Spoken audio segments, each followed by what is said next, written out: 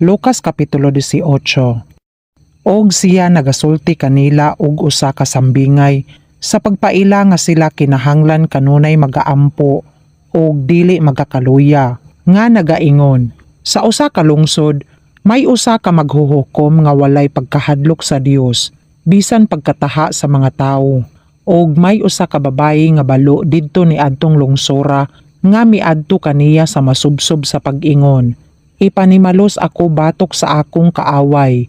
Og wala siya una magtagad, apan sa ulahi nag-ingon sa iyang kaugalingon. Bisan wala ako mahadlok sa Dios, bisan mataha sa tawo, apan tungod kay ginasamukan ako ni ining babayi nga balo, magpanimalos ako alang kaniya.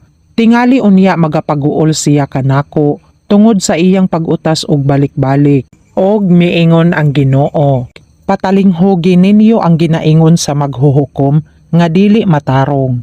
Og dili ba ang Dios magpanimalos alang sa iyang mga pinili nga nagasinggit kaniya sa adlaw ug sa gabi Og bisan pa siya nagamapailubon kanila, nagaingon ako kaninyo nga siya magapanimalos alang kanila sa madali. Bisan pa niini, kung moanhi ang anak sa tawo, makakaplag ba siya og pagtuo sa yuta? Og miingon usab siya niini nga sambingay, mahatungod ni adtong uban nga nagasalig sa ilang kaugalingon nga sila mga matarong, og nagatamay sa uban. Duha ka tawo mingsaka sa templo sa pag-ampo, ang usa Fariseo og ang usa maniningil sa buhis.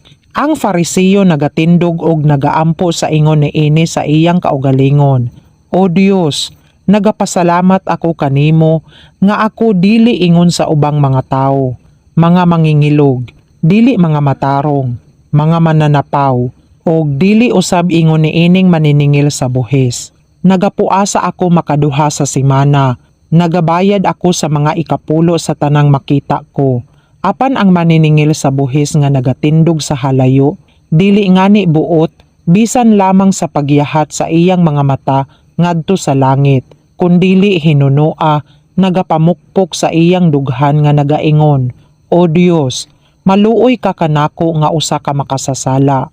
Nagaingon ako kaninyo, nga kining tawhana mipauli sa iyang balay nga gipakamatarong labi kaysa usa.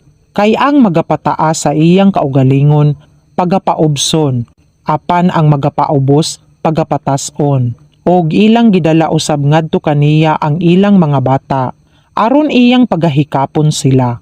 Apan sa pagkakita sa iyang mga tinun-an niini, gibadlong sila. Apan gitawag ni Hesus